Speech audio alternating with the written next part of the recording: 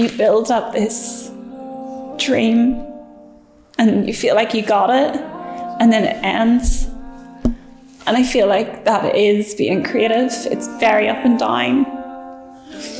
And yeah, you feel like, I got that job, I landed that job, this is me, I'm set. And then it's like down again and then up again. It's a lot.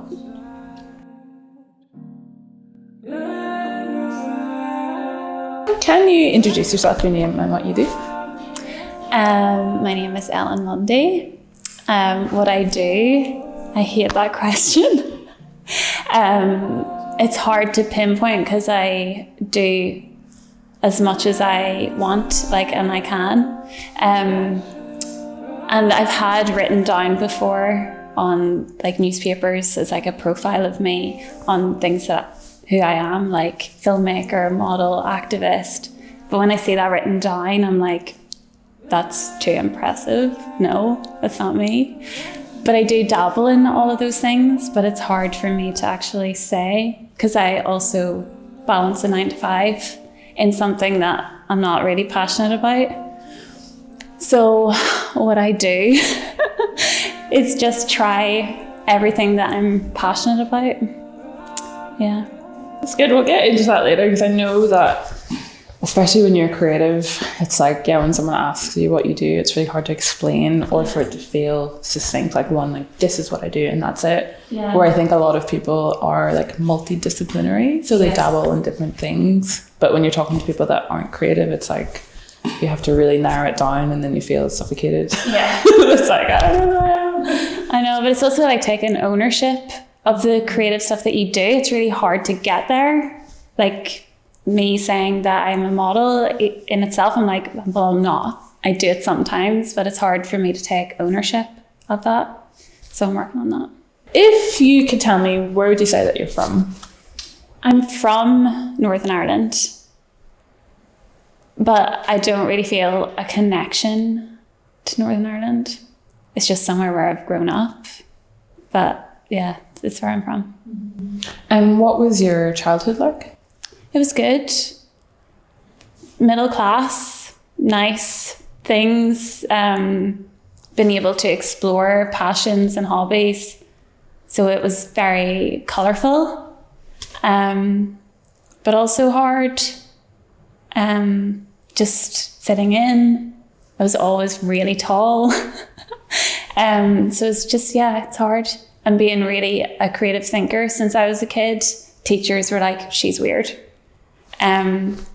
So I was always sort of, brought down for thinking creatively. But thankfully I had parents that were like, no, go think creatively, do whatever. What kind of things were you interested in back then? You said that you were a creative thinker, even though you weren't encouraged in school, at home it seemed that they celebrated your creativity. So what kind of things did you like to do? Paint, write. My mum taught me how to write poetry from a young age, and we would write poetry together, short stories. It was just very embraced thinking outside of education. So that was really nice. Danced, sang, everything and anything creative that wasn't so structured. I really enjoyed. Yeah, and that's such an amazing thing to have parents that celebrate that, because I know so many people don't have that. I know, I'm so lucky. But I feel lucky as well. My parents have always celebrated my creativity, even if they don't understand it. Yeah. Totally. We love you. We love you. We don't know what you're doing, but we support your venture. And it definitely instills something in you. Yeah, and it carries on. When you grow up, that will always be with you. Even if you're brought down by other people, education or whatever, as long as your close-knit family home has that, no, do it. It's always there and it'll help you. Mm-hmm. And so you mentioned earlier that you don't feel connected to Northern Ireland. Why do you think that is? It's probably because of my mum. She came over here when they thought the troubles were over. So it was I think it was the peace process time. They moved over and it all started up again, I think, a bit. Not to the extent that it was, but we grew up in Portadown and there was like bombs going off there. So probably from my mum being like, why are we here? Since I was little, I've always felt like that, like, why are we here? But I've grown to really appreciate here. Like, we have such rich history and living legends now that have created so much change. Like, that's a really special place to be. So I used to resent them for making me grow up here, but now I'm really appreciative because it's really shaped who I am. Yeah, that's interesting that it was still ongoing when you were growing up. Yeah. And I don't think we realise in this country how much the Troubles is still affecting people. Like, it's not that far away of when it happened. And I know that people are kind of trying to move forward and, like, you know, see a better version of Northern Ireland, but there's still a lot of trauma and a lot of just people are scared to, like, take up space and, like, breathe. And, you know, it's a very kind of like, okay, we're just kind of very resilient people and strong. But I think there's a lot of stuff that still needs to be sorted. Do you feel that way? Totally. Like, this place is just trauma, like, ridden, and no one gets help. It's not there unless you pay for it, or it's a massive waiting list, and it's just not. You can't just say it's over. It's not. It's living with people, you know. And especially with our parents that have gone through it, and then that feeds into, like, the next generation of children as well. Yeah, it's passed on. Did your family talk about it? Not overly. We acknowledged that it was there, but, like, personal accounts, no. Like, no one goes there. It's really hard for people to talk personally about it. It's always very textbooky. Like, these were the dates that had happened. And instead of actually saying how it made people feel, I think that needs to start happening now. So let's jump to when you were finishing school and kind of going to university. Like, what was happening then in your life? I loved doing A-levels because you got to pick your subjects. So mine was moving image, drama, and I had to pick ICT, but let's forget about that. I really, really thrived doing that because it was something that I wanted to learn. And then after A-levels, I went to the Northern Film School in Leeds to study film production and specialise in cinematography. It was good, but again, it was so hard to navigate being from Northern Ireland and going into England. It doesn't sound like a big deal, but there was no one from Northern Ireland there. And it was really hard to connect with people because they had no idea where I was coming from, and I didn't really sympathise with where they were coming from. So it was really hard to connect. And in terms of, like, your creative journey, did you know what you wanted to do at that point? Like, what drew you to film in the first place? I knew I wanted to be a cinematographer. I was just like, yes, this is me. I was so obsessed with how to make things look with lighting and composition. Like, I was just obsessed. Then I got there and I was just like, this is not, I don't know why I'm here. Because it was very male dominated. The camera department in the film industry is very male dominated. So I was the only girl in the cinematography class for a while. And then another girl came along and that was it. Everyone else was, like, super, like, you know, male, confident, rigging lights, jumping up and down ladders, like, carrying really heavy lighting. And I'm like, how am I going to do that? And if I do it and I fail, then I've let all women down. Like, but I tried. And I'm still interested, but I just don't see myself as this amazing cinematographer anymore.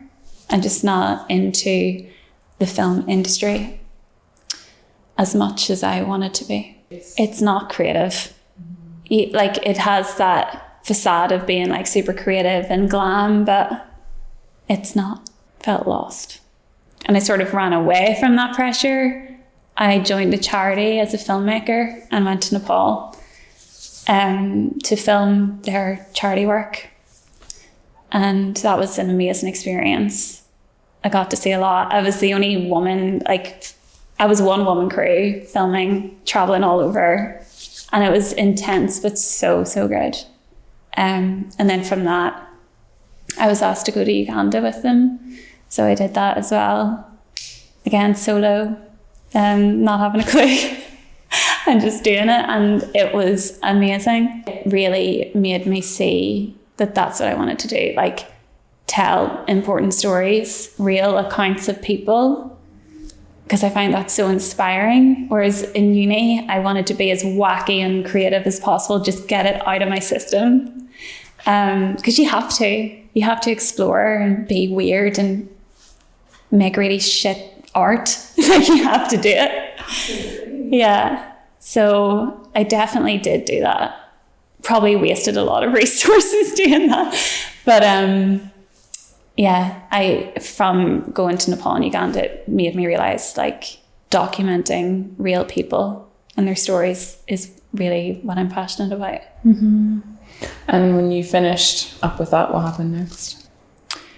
I just settled down, try to get like a part-time job, which I did. I was in Portadown,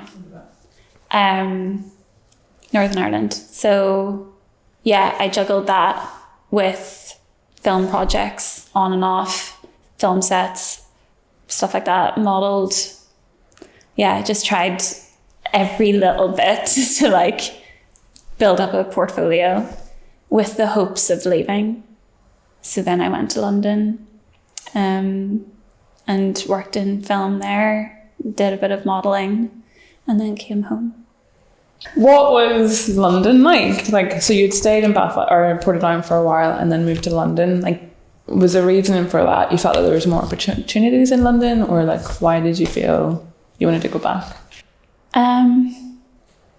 Yeah, probably more opportunities. I think I romanticized it a lot. Like, London, it's where everyone is, it's where it all's happening.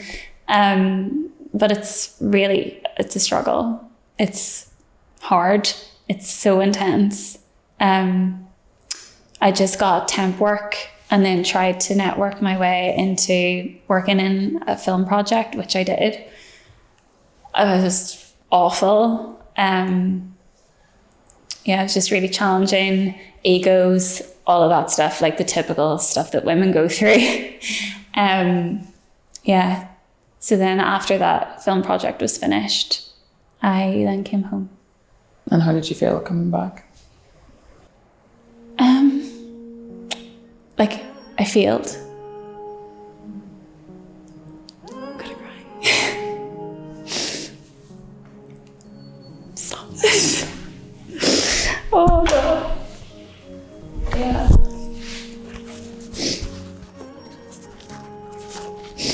No one's asked me that.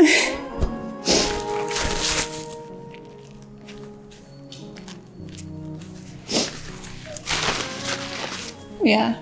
Okay. Yeah, I feel like I failed. But I've learned that failure actually helps. Yeah. But why did you feel like you failed? Because you build up this dream and you feel like you got it, and then it ends. And I feel like that is being creative. It's very up and down. And yeah, you feel like, I got that job, I landed that job, this is me, I'm set. And then it's like down again and then up again. It's a lot. It's so hard. It's living this life of a creative person and a creative mind and a creative soul is the hardest thing, because there's no certainty. No. There's no consistency, and you have to fight really hard to create what it is in your head that you want. Yeah. And then also the disappointment of when you get your dream and it's not as amazing as you thought it was. Like, you have to grieve that. I know. That's so challenging, because it's that, and then you question, was that my idea of success, or was that someone else's idea of success? Totally. I feel like creative people are the most dissatisfied people walking around. Like, we're constantly like, oh, really? Is this it? It's really hard. Yeah. And did you feel at that time you could talk to anyone about what you were feeling, about feeling like a failure and coming back to Portugal? Yeah, definitely. I have close friends that can relate to a degree. And they all understood where I was at, so that was nice. Yeah. And do you feel like you have perspective on that experience now? Like, how long has it been since? I think it's been 3 years. Yeah. I think I do have perspective, but I'm still like annoyed, you know.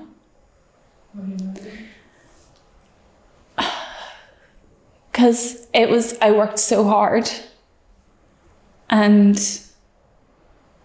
the guy that I was working for was just horrible. And I was on the credits, which I was never supposed to be. I was put on the credits of this film, and it did really well in Toronto Film Festival, and I was like, oh my God, like, this is me. And then he just blacklisted me, so I was taken off the credits. Yeah. It is.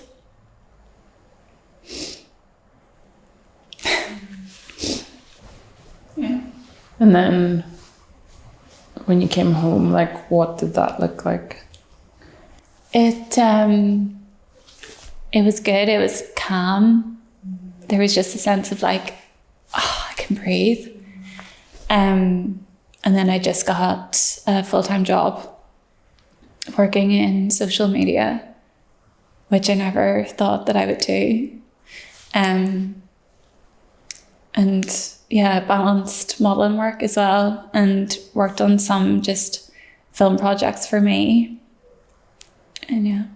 So you've kind of been piecing yourself back together. Yeah. It's almost like a breakup. It is. It is a breakup. Yeah. And so what has the last 3 years looked like for you?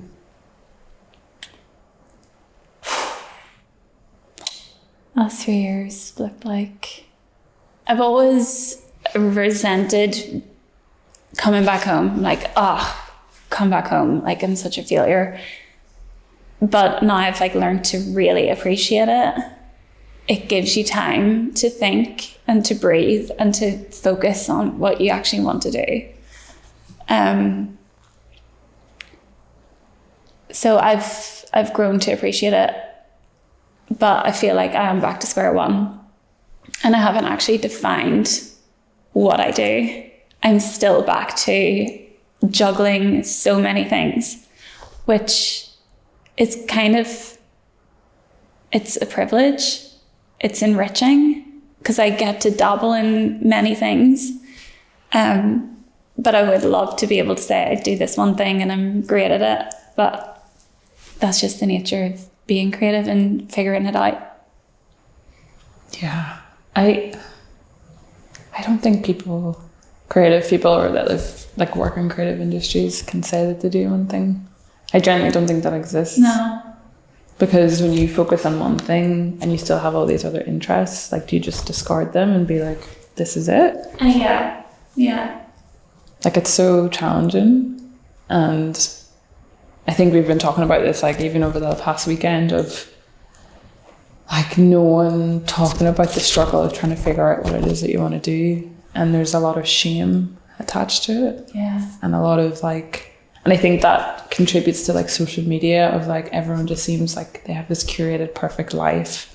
And the nature of Instagram now, it's very much marketing and branding and personal brands, and the way that we funnel our ideas for it to be presented in that way, it just like makes you feel like a bag of shit. You know, and it's so It's so exhausting. Like, I am sick of it. Like, this is why I want to have these conversations, because I'm like, let's talk about it. Let's dispel the myth that like everyone has their shit together and they don't. I know. I certainly don't. I'm like, I've done so many different things. I've done fashion, I've done events, I've done podcasting, I've done social media, I've done marketing, and now I'm onto film, and it's so exciting. But then it's that thing of not feeling good enough because I didn't go to uni to study it. So I feel like I sit on the outside, and then there's just like a whole bag of insecurities there. But I know I'm following my intuition, and that's not tangible. Like, and you're right, it is social media, because we consume it so much and it's so curated, and it's not, it might be a bit real for them, like, you know, 100% real. Yeah, but like, it's not their entirety. It's not actually who they fully are. Like, there are so many people balancing a shitty job to be able to be creative, you know, after work. Yeah. And that's the reality of pursuing a creative practice. Yeah. That, like, if you're in London, I think that's the norm. You have like 2 or 3 different jobs, and you're not necessarily just like being fully creative and having a full-time job in that. And I think here, like, I definitely had shame, like so much shame. I used to work in CNCs part-time while building this on the side, and it was just like I was so embarrassed. But I think that's more badass. Yeah. You worked in Sainsbury's and built this. That's insane. Like, I love those stories. I hate like, yeah, I've got this. Yeah, what happened? Like, how did you get here? What have been your main insecurities about yourself that you're either working on or have overcome? My whole self. Like, I'm just insecure as a person. I'm so deeply insecure, but I'm able to park it and just get on with it. Like, modeling, for example, you might feel really shit that day, really ugly, fat, or whatever, bloated, but you just have to park it and try your best to look and feel amazing. So I have that, at least. It doesn't, you know, make me hide away. I'm aware of my insecurities, but yeah, I acknowledge them and I park them when I need to. What kind of insecurities do you have? Literally everything. What's everything? Literally everything. Like, I might be misunderstood, I might say the wrong thing, and someone might pick it up this way. Like, I think that is social media as well, because like, once you say something, everyone's like, oh my God.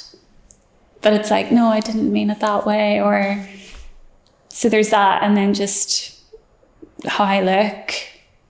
It's, yeah, everyone struggles with that, I suppose. Yeah. When you say that you don't focus on it, like, what did you create any practices to like help you overcome that, or like be able to manage it better? I think I've been validated because I'm sometimes a model. So I'm like, okay, I am pretty on paper. So I'm able to get over that insecurity. Because I get paid to look pretty. But if I didn't have that, like, that's different. That would be a lot harder to overcome that.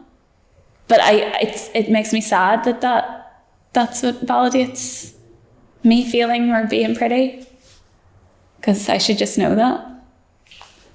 But we're not taught to. I know. Yeah. We're not taught to think that we're beautiful and to focus on that. Yeah. You know, that's just hard. Yeah.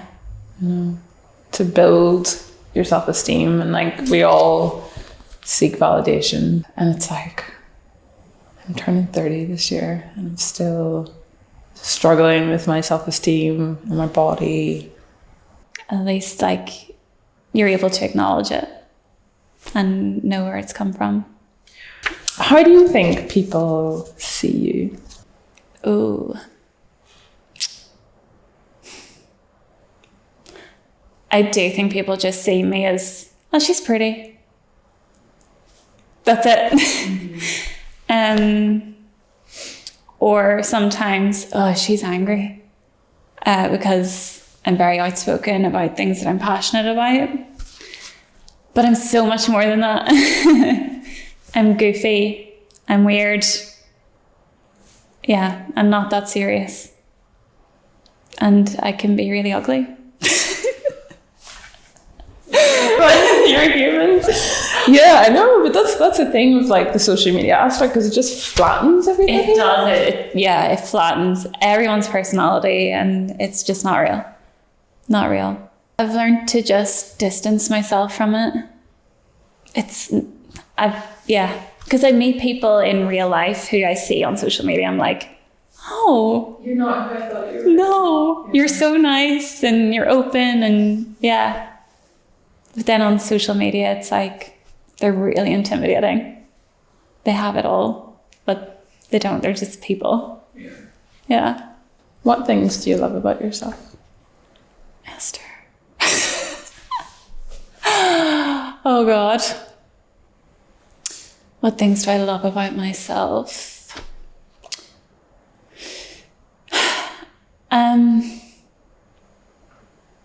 I love that I'm open-minded, and yeah, I don't know. Yeah, I love that I'm open-minded, and I'm able to talk to anyone without judgment. I welcome everyone in, and I want to get to know everyone. What brings you joy? Simple stuff. Walks, Pilates. Like, creating stuff for me brings me joy without the pressure of putting it out there. Because there's lots of projects that I've worked on that have never been released. But I'm like, I did that, that's so nice. No one sees it but me, or, you know, it never just manifested into the world. That brings me joy too. What makes you feel beautiful? Oh. Creating, writing, playing piano, stuff that isn't actually about how I look, makes me feel beautiful. You're your purest self in those moments. You're just zoned in, and the outside world is, you're not aware. Yeah. What's your definition of success now? Happy. You're happy. That's it. You may be struggling for the rest of your life to get to your successful moment, whatever that is. But if you're happy doing it, that's successful. It doesn't matter if it didn't end up the way you wanted it. I've learned to let go of reaching and just being, just enjoying the process and being present for it instead of anticipating the end. Just go with it. It's the process that means everything. And I just wanted to circle back on what we talked about earlier of you struggling to take ownership over you saying that you're a model, you're an activist, you're a filmmaker. Like, I think you are all those things because you're multi-dimensional. Yeah. And I think you have experience in those things. And like, what is it that's holding you back to take ownership over that when you have a portfolio and all those things? I think because there's always people greater than you. And you're like down here, and it's like, I can't say that because those people are that, like they are those people. I'm not. I'm like way down here. So it feels kind of bold to say that you're those things. And I'm just not comfortable yet saying that. Do you know what I mean? Yeah, no, absolutely. I'm just wondering, like, what point are you waiting for that moment? Like, what is it that you feel like you have to attain before you can claim those things for yourself? I have no idea. Do you know, like, I don't even know. So it's probably made up in my head that, like, I'm not those things. I can't say that yet. I think waiting for validation from other people is probably it. But like, no. Why wait for other people? I'm there. And what piece of advice would you give to your younger self? Oh. Stop worrying what other people are thinking. Just do you. Just do whatever you want to do. Don't take life seriously. You don't need to know what you're going to do when you're older. That means nothing. Because I'm older now. And like, I'm still like, what do I want to be when I'm older? You're always going to ask yourself that. So don't stop asking yourself that. And just enjoy all your hobbies.